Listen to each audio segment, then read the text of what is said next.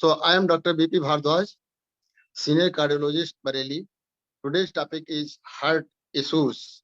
It happens in every age group. तो अगर हम इसमें देखें कि हृदय रोग जनरल ये धारणा है आम आदमी की कि हृदय रोग तो एक उम्र के बाद एडोलेसेंट एज में के निकल जाने के बाद में जब आदमी पूरी तरह से एडल्ट हो जाता है या मैच्योर होने के बाद में आगे उसकी बुढ़ापे की तरफ उम्र बढ़ती है तब होता है हृदय रोग। या ये भी धारणा है कि हृदय रोग जो है बहुत ही उन लोगों को होता है जो बहुत ही पैसे वाले होते हैं, उनको होता है। ये छोटी छोटी धारणाएं पब्लिक में देखने को मिलती हैं। मगर अगर हम देखें कि हृदय रोग ने जीवन के किसी पड़ाव को नहीं छोड़ा। बहुत सारी ऐसी बीमारियां हैं जो जन्म से होती हैं। जन्म से होने वाली बीमारियां जो हैं जिनको कंजेनाइटल हार्ट डिजीज कहते हैं, और इनको दो भागों में आप मोटे तौर से बांट सकते हैं।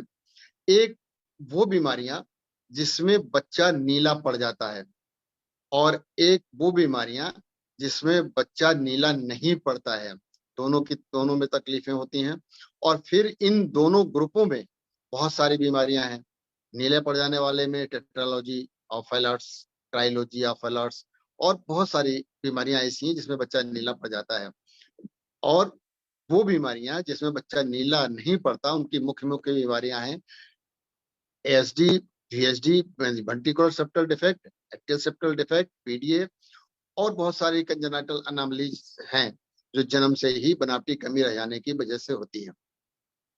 अब इसमें देखना यह है कि इन बीमारियों का कारण क्या है और लक्षण क्या है और इससे बचा कैसे जा सकता है। कारण यह है कि जितने भी अंग शरीर में बनते हैं बच्चे के, तो माँ के पेट में जब बच्चा ग्रो कर रहा होता है भ्रूण, तब उसके शुरू के 3 महीनों में सारे अंग बनते हैं, और हृदय के अंग तो शुरू के 2 महीनों में ही बन जाते हैं।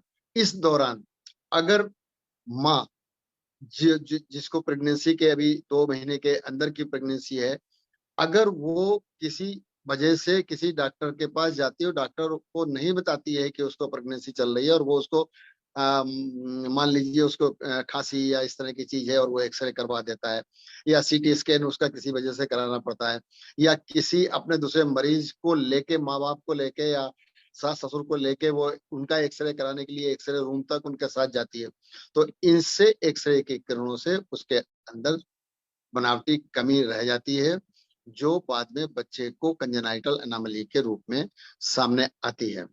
लक्षण वही घबराहट, धड़कन, सांस, ये मुख्य लक्षण होते हैं जो सभी होते हैं। दर्द, इस तरह की चीजें, बच्चे को बार बार इन्फेक्शन हो जाना, ये लक्षण होते हैं। और लक्षण लगभग दोनों ग्रुपों में इसी तरह के लक्षण होते हैं। किसी में कुछ लक्षण अलग से होते हैं कि किसी में सफोकेशन ज्यादा होता है, किसी में सांस तेज चलती है, किसी में खांसी ज्यादा उठती है, वो चीजें अलग है। अब इसके बचाव के लिए ये जरूरी है कि प्रेगनेंसी के शुरू के टाइम में माँ एक्सरे या सीटी स्कैन से बचे, ग्रहण आदि से बचे और रेडिएशन से बचे। इसके अलावा भी बहुत सारे कारण हैं। बहुत सारे ऐसे वायरल बुखार हैं जिसकी वजह से कंजेनिटल एनोमली होती है। बहुत सारी छोटी मोटी बीमारियों में नीम हकीम जो है कुछ ऐसी दवाइयां होती हैं कि जो रिएक्ट करती हैं शरीर के अंदर जाके, जो कंजेनिटल एनोमली से रह जाती है। तो इसके बचाव के लिए यही है कि इन सब चीजों से बचें, और अगर डॉक्टर के पास जाना हो तो डॉक्टर को सारी पोजीशन बताएं। दूसरे ग्रुप की बीमारियां जो हैं वो 5 साल से 15 साल की उम्र में होती है। 5 साल से 15 साल के उम्र में होने वाली बीमारी जो है वो रियूमेटिक बेसिक बीमारी रियूमेटिक फीवर से शुरू होती है, जिसमें जोड़ों में दर्द होता है, गले में खराश होती है, सीने में दर्द होता है। फिर बच्चे के बाल सिकुड़कर टेढ़े बड़े हो जाते हैं, दिल में सूजन आती है, और इससे रियूमेटिक की रियूमेटिक स्टेनोसिस, माइट्रल वाल्व के स्टेनोसिस, एओर्टिक वाल्व के स्टेनोसिस, या वाल्व टेढ़े हो जाते हैं तो रिगर्ज, इस तरह की समस्याएं होती हैं, जिसकी वजह से वही धड़कन, दर्द, सांस, यही सब लक्षण भी सामने आएंगे।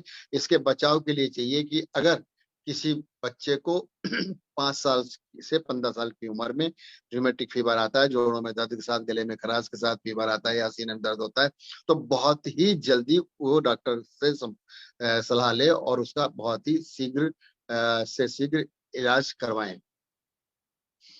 इसमें जो है रूमेटिक फीवर जो है बहुत सारे अक्सर देखा होगा, सभी लोग जानते हैं, हम लोगों ने भी देखा है कि कभी मेले में गए, कभी चाट खा ली, कभी बाहर की चीज खाई, तो गले में दर्द होता है। लेकिन गले में दर्द होता किसी इन्फेक्शन की वजह से है, लेकिन हर इन्फेक्शन से रूमेटिक फीवर नहीं होता। एक विशेष बैक्टीरिया होता है, स्ट्रेप्टोकोकस हेमोलिटिकस ए ग्रुप का, हेमोलिटिकस ग्रुप ए का बैक्टीरिया, जो गले में जब इन्फेक्शन करता है तो इससे रूमेटिक फीवर डेवलप हो जाता है। ये गरीब बच्चों में, खास तौर से जिनकी इम्यूनिटी कम होती है, उसमें ये प्रॉब्लम होती है। और फिर जब valve heart disease, rheumatic heart disease जो आती है, वाल्व टेढ़े बेढ़े हो जाते हैं, दिल के अंदर सूजन रह जाती है, तो फिर दिल बढ़ जाता है, सांस फूलने लगती है, घबराहट, दर्द, धड़कन, ये सब समस्याएं होती हैं। तो इसके बचाव के लिए भी बहुत जल्दी ही ध्यान करना चाहिए। अब अगर देखें अडल्ट की बीमारियां, अडल्ट की बीमारी आमतौर से 30 साल 35 साल के बाद ही होती है, लेकिन कभी कभी आजकल के सिनेरियो में अगर देखें तो आजकल अगर हम देखें तो सबसे कम उम्र का हार्ट अटैक जो हमने अपनी लाइफ में देखा है वो 22 साल की उम्र का एक सिपाही था जिसको अटैक, वो बहुत बड़ा अटैक हुआ था। और आज वैसे भी बहुत सारी चीजें देखने में आ रही हैं कि साहब खेल रहे थे, बैडमिंटन खेल रहे थे, इस बार तो न्यूज में देख रहे हैं कि रामलीले के स्टेज पे वो हनुमान का रोल करते करते कई हनुमान गिर के अटैक में चले गए। तो ये कम उम्र के लोगों में इस तरह की बीमारियां आजकल बहुत ज्यादा देखने में आने लगी हैं। इसके कारण अलग हैं, कारण तो सभी लोग जानते हैं, कारण वही हैं जिनके बारे में अभी हम बताएंगे। तो इस तरह से अडल्ट में ये हार्ट की डिजीजेस होने लगी हैं और बहुत सारे लोगों में देखते हैं कि वो सडन डेथ हो गई। पहले से कभी कभार दर्द बताते थे या जिसको वो गैस का तकलीफ समझते थे, अचानक एक दिन हल्का सी तकलीफ हुई और उसके बाद में सडन डेथ। सडन डेथ का कारण वही होता है कि वेंट्रिकुलर फिब्रिलेशन। वेंट्रिकुलर फिब्रिलेशन क्या होता है कि सारे के सारे मांसपेशी जो है दिल की जो है वो मायोफाइब्रिल की बनी हुई होती है, मांसपेशी के फाइबर्स होते हैं उससे बनी हुई होती है। ये सब ज्वाइंटली कांटेक्ट करते हैं तो हृदय चलता है।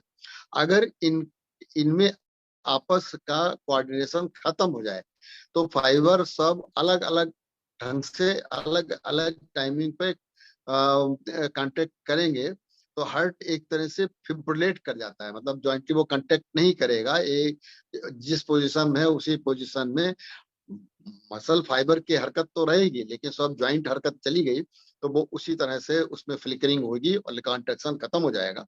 और जैसे ही कंट्रैक्शन खत्म होता है वेंट्रिकुलर फिब्रिलेशन में सडन डेथ हो जाती है। उसमें अगर हॉस्पिटल में है या कोई एक्सटर्नल डिफिब्रिलेट करने की डिवाइस उपलब्ध है, जो आजकल विदेशों में या अपने देश में भी एयरपोर्ट पे बड़ी बड़े होटल्स में, बड़े हॉस्पिटल्स में बहुत आसानी से रहती है और सब जगह उपलब्ध रहती है और सबको ट्रेनिंग भी दी जाती है। जो लोग एयरपोर्ट पर काम करते हैं उनके सारे एम्प्लॉई ट्रेन किए जाते हैं, जो होटल 5 स्टार होटल में जो होते हैं वो भी ट्रेन किए जाते हैं, हॉस्पिटल्स के लोग स्टाफ भी ट्रेन किया जाता है कि वो इलेक्ट्रिक शॉक बहुत जल्दी लगा सकें। तो इस तरह की चीजें जो हैं वो इसमें देखने को मिलती हैं। ये एक बहुत ही बड़ा इशू है हार्ट की बीमारी। इसी वजह से हार्ट की बीमारी को लोग खतरनाक मानते हैं क्योंकि वेंट्रिकुलर फिब्रिलेशन से चलता फिरता आदमी बिना तकलीफ बताए अचानक वो गिर के और अंतिम सांस ले लेता है। तो ये तो एक अडल्ट की बीमारियां हुई। अब इससे बचाव, अडल्ट में बचाव करने का तरीका क्या है? अडल्ट में बचाव करने का तरीका ये है कि यहाँ पर जो लाइफ स्टाइल जो है, खान पान, लाइफ स्टाइल, इन्हीं सब चीजों की वजह से जो है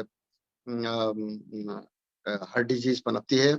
और इसमें अगर हम देखें तो डाइट, एक्सरसाइज और स्ट्रेस मैनेजमेंट, ये 3 चीजों का ध्यान हमेशा अगर रखें तो इस तरह की चीजें इस चीजों से बचा जा सकता है।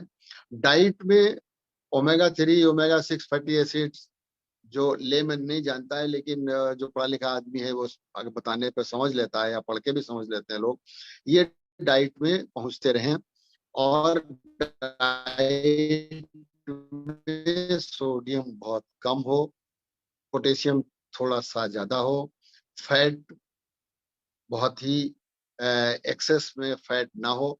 और सबसे बड़ी बात, जनरली हम देखते हैं कि हम जितनी कैलोरी लेते हैं उसमें जो हमारा कैलोरी का पिरामिड कहता है कि 60% कैलोरी तो कार्बोहाइड्रेट से आती है और रिमेनिंग 40% कैलोरी जो है वो प्रोटीन और फैट से आती है, बराबर बराबर। 20% प्रोटीन से कैलोरी मिलती है, 20% फैट से कैलोरी मिलती है, और 60% जो है वो कार्बोहाइड्रेट से कैलोरी आती है। ये एक बैलेंस डाइट का जो है पिरामिड इस तरह से बताते हैं। तो इसमें जो 20% कैलोरी ले रहे हैं, अब उसमें कौन सा फैट लें, इसमें ये बहुत जरूरी है समझना कि ट्रांस फैट बिल्कुल ना लें। अगर खून की नलियों को स्वस्थ रखना है और दिल को स्वस्थ रखना है तो ट्रांस फैट बिल्कुल ना लें। बाकी जो फैट लें, तो आज जो रिकमेंडेशन है वो ये है कि मोनो अनसैचुरेटेड फैटी एसिड जो ऑलिव ऑयल में ज्यादा होता है, ऑलिव ऑयल में ही होता है, और पॉली अनसैचुरेटेड फैटी एसिड जो लगभग सभी में होता है, और सैचुरेटेड फैट जो एनिमल फैट, देसी घी, मक्खन आदि में होता है। प्रासिक माने मुफा, और 1/3 पॉलीअनसैचुरेटेड फैटी एसिड मुफा, और 1/3 सैचुरेटेड फैट। तो ये तीनों बराबर बराबर बराबर लें, और टोटल कैलोरी जो है वो 20% से ज्यादा ना जाए, तो आपकी आर्टरीज को ये खराब नहीं करेगा। तो ये रिकमेंडेशन फैट की है। एक्सरसाइज, एक्सरसाइज बहुत जरूरी है। एक्सरसाइज में डायनामिक एक्सरसाइजेज जो है कार्डियोवास्कुलर सिस्टम को हेल्थ को इंप्रूव करती हैं। डायनामिक एक्सरसाइज वो होती है जिसमें शरीर की मसल्स तो ढीली रहे मगर आपकी धड़कन और सांस बढ़े, ऐसी एक्सरसाइज हो, जिसमें जॉगिंग है, तेज ब्रिस्क वॉकिंग है, साइकिलिंग है, स्विमिंग है। इस तरह के एक्सरसाइज हार्ट के लिए लाभकारी होती हैं। और वो एक्सरसाइजेज जैसे हम किसी पेड़ को या दीवार को धक्का लगाते हैं, वजन उठाते हैं, तो ये आइसोमेट्रिक एक्सरसाइजेज ये हार्ट के लिए जो है वो लाभकारी नहीं होती हैं। तो डायनेमिक एक्सरसाइज जो है हार्ट के लिए, कार्डियोवास्कुलर सिस्टम के लिए लोगों को करते रहना चाहिए। और इसके अलावा स्ट्रेस मैनेजमेंट, स्ट्रेस मैनेजमेंट बहुत जरूरी है। तनाव मुक्त जीवन होना बहुत जरूरी है। आदमी को बिल्कुल तनाव मुक्त होने के लिए ये जरूरी है कि मन बिल्कुल शांत रहे। जहाँ शरीर है वहीं इंसान रहे। और ऐसा नहीं है कि आदमी यहाँ बैठा हो परेशानी में, वो दिल्ली या बॉम्बे या न्यूयॉर्क में पहुंचा हुआ है और किसी परेशानी से जूझ रहा है। तो मन उसका जब दूर चला जाता है तो फिर उसको स्ट्रेस लेवल बढ़ता है। और या प्रैक्टिस में ये चाहिए कि स्ट्रेस से इम्प्रूव करना है। दूसरी चीजों थोड़ा कामनाओं का, जैसा कि हमेशा से कहा गया है कि कामनाएं जितनी कम रहेंगी उतना ही स्ट्रेस भी कम रहेगा। अब आती है बात कि इन सब चीजों में लक्षण कौन कौन से कॉमन है। हर उम्र के अगर हम देखें हृदय रोगी के, तो लक्षण वही हैं, चाहे वो कंजेनाइटल वाला हो, चाहे वो रूमेटिक हार्ट डिजीज का पेशेंट हो, चाहे वो इस्कीमिक हार्ट डिजीज का पेशेंट हो जिसमें खून की नलियां पतली हो जाती हैं। इन सब में तकलीफें हार्ट की मुख्य तकलीफें वही हैं, धड़कन होना, घबराहट होना, दर्द हो सकता है, और सांस फूलना। इसके अलावा छोटी छोटी चीजें के साथ चक्कर आ गया, नाजिया वोमिटिंग फील कर रहे हैं, ये सब छोटी छोटी चीजें तो किसी में हो सकती हैं। इनके और भी कारण हैं, लेकिन ये मुख्य लक्षण जो है धड़कन, घबराहट और दर्द और सांस। यहाँ पे हम सबसे जरूरी ये समझते हैं कि सांस के बारे में ध्यान दिया जाए। क्योंकि सांस बड़ी कंफ्यूज करती है। चाहे कंजेनाइटल जन्म से बच्चे को प्रॉब्लम हो, उसको भी सांस की प्रॉब्लम होती है। कंजेनाइटल जो डिफेक्ट होते हैं वो सांस की प्रॉब्लम देते हैं बच्चे को, न्यूबॉर्न बच्चे को। और जो रूमेटिक हार्ट डिजीज जो 5 साल से 15 साल की उम्र में जिसकी शुरुआत होती है, फिर एक बार वाल्व खराब हो गए या हार्ट बढ़ गया तो फिर वो तकलीफ तो फिर जीवन भर के लिए उसको भुगतनी पड़ती है। तो उसको भी फिर आ, वही धड़कन घबराहट और सांस सांस फिर वहां भी सांस सांस की समस्या सामने आती है। और इस्कीमिक डिजीज जो बड़ों में जिनको हार्ट अटैक होता है या खून के दौरान की कमी, कोरोनरी आर्टरी पतली हो जाती है उसकी वजह से होती है, वहां भी आदमी सांस महसूस करता है। और कुछ लोग सिर्फ मेहनत करने पर सांस महसूस करते हैं, और कुछ आ, कम मेहनत पे ही महसूस करते हैं, और कुछ को तो बैठना ही मुश्किल हो जाता है। ये अलग अलग उसकी कैटेगरी है, उसका लेवल कि कितनी बीमारी की सीवियरिटी क्या है उसके हिसाब से। जो हार्ट की वजह से सांस होती है उसमें उसको कार्डियक एस्थमा भी कहते हैं। हालांकि कार्डियक एस्थमा, अस्थमा शब्द लगने के बाद में आदमी का ध्यान जो है दूसरी तरफ चला जाता है कि अस्थमा तो ब्रोंकियल डिजीज है, और ब्रोंकियल डिजीज तो इन्फ्लेमेटरी डिजीज होती है। और उसमें तो इन्फ्लेमेटरी डिजीज में आप स्टेरॉइड को इनहेल करते हैं म्यूकस मेम्ब्रेन का इन्फ्लेमेशन कम करने के लिए, ब्रोंकोडायलेटर्स वहां देने पड़ते हैं। लेकिन यहाँ वो दवाइयां नेबुलाइज करना, ब्रोंकोडायलेटर देना, इनहेल्ड स्टेरॉइड देना, ये सब चीजें अगर कार्डियक अस्थमा में देंगे तो इसका कोई मतलब नहीं है, मरीज वैसा के वैसे परेशानी में रहेगा। अब जो ब्रांकियल डिजीज है या सीओपीडी की वजह से है, ब्रांकाइटिस की वजह से है, ब्रैंकियल अस्थमा है, एलर्जी की वजह से है, ये एक लंबी प्रॉब्लम, क्रॉनिक प्रॉब्लम बहुत दिनों से चली आ रही होती है। हार्ट की वजह से जब भी सांस फूलती है तो जो रिमेटिक के बच्चे हैं उनको तो मालूम है, जब फूलने लगी तब तो मालूम ही हो गया, वो तो डायग्नोज हो ही जाते हैं। लेकिन जो अडल्ट इस्केमिक डिजीज के लोग होते हैं उनको तो कई बार महसूस नहीं होता, ये हल्का अंजाना महसूस करते हैं या नहीं महसूस करते हैं, तो वो कभी इन बातों पर ध्यान नहीं देते कि उनकी सांस क्यों फूल रही है। और जब उनकी सांस फूलती है तो वो किसी भी डॉक्टर के पास जाते हैं। क्योंकि कार्डियोलॉजिस्ट की संख्या बहुत ज्यादा नहीं है हर जगह। ऐसा नहीं कि रैंडम पेशेंट जो है एक डॉक्टर के पास जाए, फिर वहां से उसको फायदा ना हो तो सामने दूसरे डॉक्टर के पास चला जाए, फिर तीसरे डॉक्टर के पास चला जाए, उसको बहुत जल्दी कार्डियोलॉजिस्ट कोई न कोई मिल जाए। ऐसा नहीं, कार्डियोलॉजिस्ट बहुत ज्यादा बैठे नहीं है। तो जनरल प्रैक्टिशनर के पास मरीज डॉक्टर टू डॉक्टर चेंज करता रहता है, फिजिशियन के पास जाता है या चेस्ट फिजिशियन के पास जाता है। तो कार्डियक अस्थमा के पेशेंट भी इसी फील्ड में दौड़ते रहते हैं, और कभी कहीं पर मुश्किल से डायग्नोस हो पाता है तब उसको फिर कार्डियक अस्थमा का इलाज मिलता है। और ये बहुत जरूरी है समझना कि दोनों की मैकेनिज्म क्या है। ब्रोंकियल अस्थमा जो है इन्फ्लेमेटरी डिजीज है, अंदर सांस की नलियों में सूजन होती है, फेफड़े की लाइनिंग में सूजन होती है। यहाँ जो कार्डियक अस्थमा जो है इसमें एल्विलाई जो है होती है, फेफड़े की जो एल्विलाई होती है उसमें एक तरह का फ्लूइड बिल्डअप होता है। उसमें जब प्रेशर, जब हार्ट पंप नहीं कर पाता, हार्ट थोड़ा सा कमजोरी महसूस करता है या उसमें वाल्वुलर डिजीज की वजह से बैक प्रेशर बढ़ता है फेफड़े की नलियों पर, तब उसमें से जो बारीक कैपिलरीज जो होती हैं उससे एल्विलाई जो होती है फेफड़े की, उसमें फ्लूइड छन के इकट्ठा हो जाता है। तो लेफ्ट साइड का हार्ट जो है फेल होने लगता है, जिसके लिए ये है कि ये शैलो और रैपिड सांस आती है, मतलब बहुत ही कम गहरी सांस नहीं ले पाता, हल्की हल्की और तेजी से सांस वो लेना शुरू करता है, और उसको बेचैनी बढ़ती जाती है। तो ये कार्डियक अस्थमा या लेफ्ट वेंट्रिकुलर फेल्योर या कंजेस्टिव हार्ट फेल्योर, ये इन श्रेणियों में सब चीजें आती हैं। तो इसमें इसके ट्रीटमेंट के लिए ट्रीटमेंट बिल्कुल डिफरेंट है। ब्रोंकियल अस्थमा का ट्रीटमेंट जनरली, ब्रोंकियल अस्थमा का ट्रीटमेंट ही सभी जगह लोग देना शुरू करते हैं, और फिर पेशेंट को सही रास्ते पे पहुंचने में थोड़ी सी दिक्कत आती है। तो कहना यही है कि जब भी बहुत कम टाइम से सांस उखड़ रही हो तो उसमें ये भी सोचना चाहिए कि सांस अब अभी तक तो फूलती नहीं थी, लेकिन अब अगर सांस फूल रही है तो उसका कारण क्या हो सकता है, तो उसको प्रॉपर डायग्नोसिस करवाना चाहिए और हार्ट की तरफ भी ध्यान देके उसके बारे में जांचें करा के देखना चाहिए कि कहीं ऐसा तो नहीं हार्ट की वजह से कार्डियक अस्थमा हो रहा हो।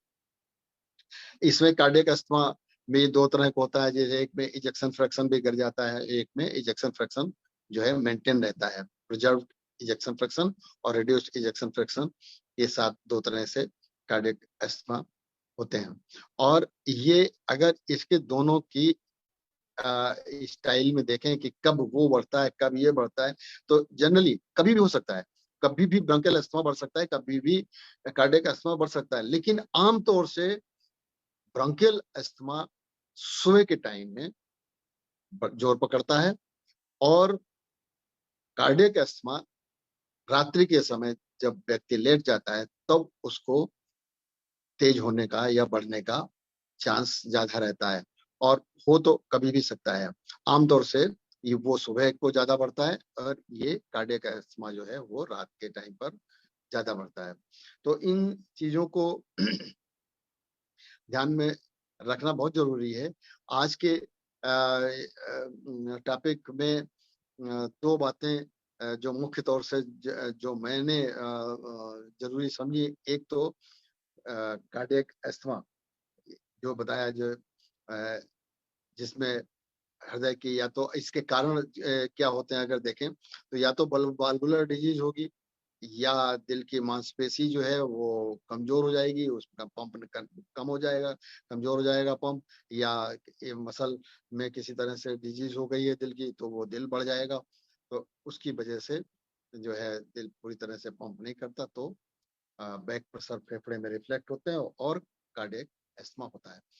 दूसरा हमने जो इससे पहले बताया था, ये भी एक इम्पॉर्टेंट पॉइंट है, जो आजकल जितनी भी कार्डियक डेथ हो रही है, सडन कार्डियक डेथ, अच्छा खासा आदमी जो था वो ठीक था, खेल रहा था या ड्रामा कर रहा था या घर में बैठा हुआ था, सीढ़ियां उतर रहा था, और अचानक अ, बढ़ जाता है या गिर जाता है और खत्म हो जाता है। तो ये वेंट्रिकुलर फिब्रिलेशन ही इसका काज होता है।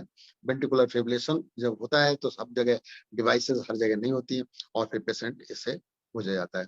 तो कहने का मतलब ये है कि किसी भी उम्र को नजरअंदाज नहीं करना चाहिए, कि साहब ये नहीं सोचना चाहिए कि हार्ट डिजीज सिर्फ बड़ों में होती है।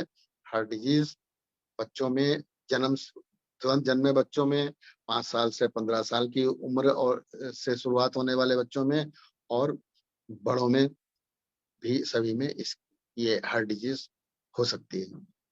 धन्यवाद।